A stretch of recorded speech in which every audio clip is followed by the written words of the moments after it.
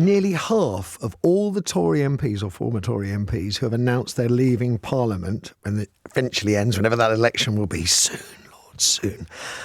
Nearly half have signed up to take loads of second jobs. Brandon Lewis is leading the field. He has 5 jobs, earning him over £400,000, in addition to the nigh on £90,000 he earns as an MP for the people of Great Yarmouth. What kind of an MP can he be for the people of Great Yarmouth when he has to look after his paymasters in 5 other companies? 0345 6060 973 is the number.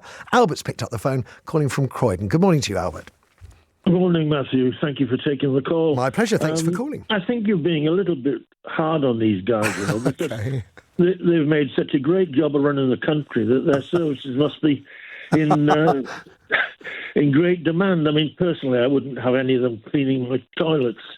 I wouldn't give them a job flipping burgers in McDonald's because they'd probably forget to ask if I wanted fries. Now, I was a civil servant for many years, and not a particularly senior one, but the top guys in the civil service, when they left, there were rules about them not being able to take other jobs. That's right. For I think it was 3 years in some cases. It depended on what their expertise was and seniority. Yes. Yeah. Now, why can't they do that for MPs? That you can get another job as soon as you leave, but not before. And there may be restrictions on the kind of job that you can take. I mean, I'm still left here thinking we don't know when Parliament is going to end. That is the first thing we have to assert. So you know, we could have had an election, coming up in a few weeks' time. That's not happening, and yet some of these people announced they were standing down several months ago. So it's entirely possible that by the time we do see the end of this Parliament, that some of them have had a year. So that's 20% of their parliamentary lifespan that have spent a year feathering their nest, going on business trips. Got it right that time. Going on business trips, 8 business trips in Bob Stewart's case. I mean, it's extraordinary. What are we going to do about it, Albert?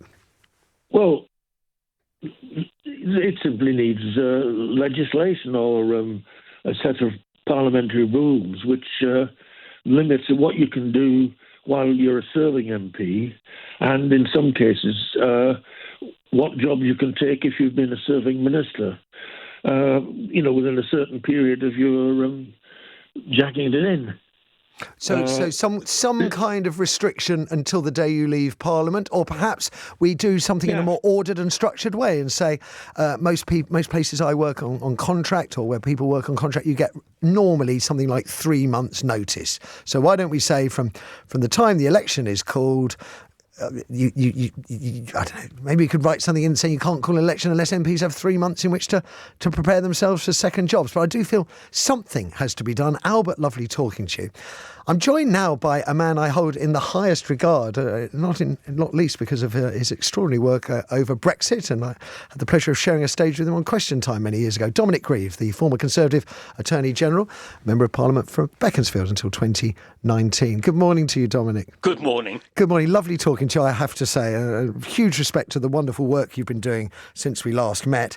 What do you make of Brandon Lewis having 5 part-time jobs, pulling in more than £400,000? Anybody who has a part-time job whilst being an MP, being a Member of Parliament, has got to take priority. Agreed. That said, I certainly don't think it's wrong for a Member of Parliament to have an external interest for which he derives or she derives some remuneration. And as you know, there's a transparency provision, because the amount of time you spend and the amount that you earn as a consequence of doing this has to be declared. So it is, the public will know how much time and how much earnings a Member of Parliament's making on the side. The difficulty is, if you ban it completely, then Westminster's a pretty odd bubble anyway. You can see that from the behaviour of the way some MPs have been getting themselves into trouble. Yes. I actually think that a little bit of external reality is not a bad thing for Members of Parliament. And I think it actually adds to the value to what they can bring to the House of Commons itself. But of course it's got to be, a balance has got to be struck. So Joey, just can you just explain what kind of value second job MPs bring to the House? I know you're a barrister. You still are a barrister. What kind of value does having a second job? I think the value it brings is actually Westminster's a bit like a cruise ship. I know this sounds a bit odd analogy, but it's a sort of slightly hermetically sealed environment. Yeah. And if you are maintaining an external interest, I think it keeps your feet on the ground about what's going on in the world outside. And I think it can be quite good for the people who are doing it. But of course, it's got to be a secondary activity. If it becomes a primary activity, then you're letting down your constituents. In my case, I did do a bit of practice as a barrister, usually in the vacation periods when Parliament wasn't sitting. So it maintained a professional tie, which was important to me and actually which had a direct relevance to some of the work I was doing as a Member of Parliament. But I accepted when I got in that the idea that I was pursuing a sort of primary legal career had to be abandoned. It's very difficult. Each MP, after all, you're supposed to be a responsible individual, has got to strike a balance on this. And if the balance is clearly out of kilter, then they bring themselves into disrepute and they also bring the system into disrepute. Would you say 5 part-time jobs is out of balance? Well, it's very difficult to assess what the 5, I don't know enough about the details of what his 5 part-time jobs involve. And on the face of it, it does sound rather a lot. And the key thing is to look in the record of members' interests and see actually how many hours he's spending on these part-time jobs, because that's the critical point. Is he devoting enough time to being an MP, or is he giving most of his time to another activity?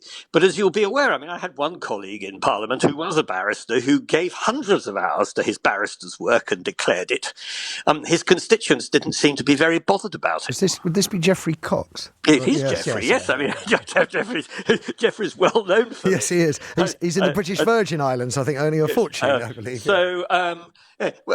And we live in a free country, and ultimately your responsibility to your electorate is they get rid of you if they don't want you. But I just think that as a matter of good practice and honourable behaviour and reputation, anybody who is going to be spending considerable amounts of time doing a second job is running the risk of bringing both Parliament and themselves into disrepute. It's interesting you use the word honourable. And you see, without blowing up too much smoke, you see, there are some parliamentarians that come across as very honourable and former parliamentarians, and there are others that appear less honourable. And I'm just thinking, I'm seeing here Susan Hawley, Executive Director of Spotlight on Corruption, and she's concerned. It says it looks like former ministers on their way out of politics take their eyes off the day job or to swan around the world on jollies paid for by foreign governments and cash in on their political connections to secure lucrative jobs. And I flagged that comment up simply because she's from Spotlight on Corruption, and that is, of course, the darkest aspect of this subject. That what do these companies, why do 5 companies want the services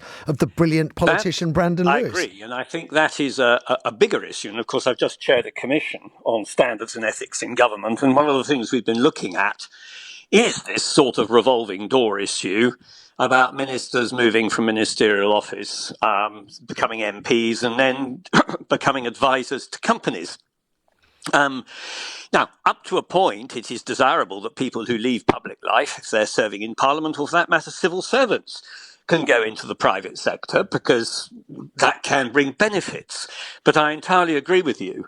I think that the sense of, particularly if there's any suggestion that the person has been using their ministerial office to be of advantage to the company concerned, that is a serious issue. And that does have an impression of corruption about it.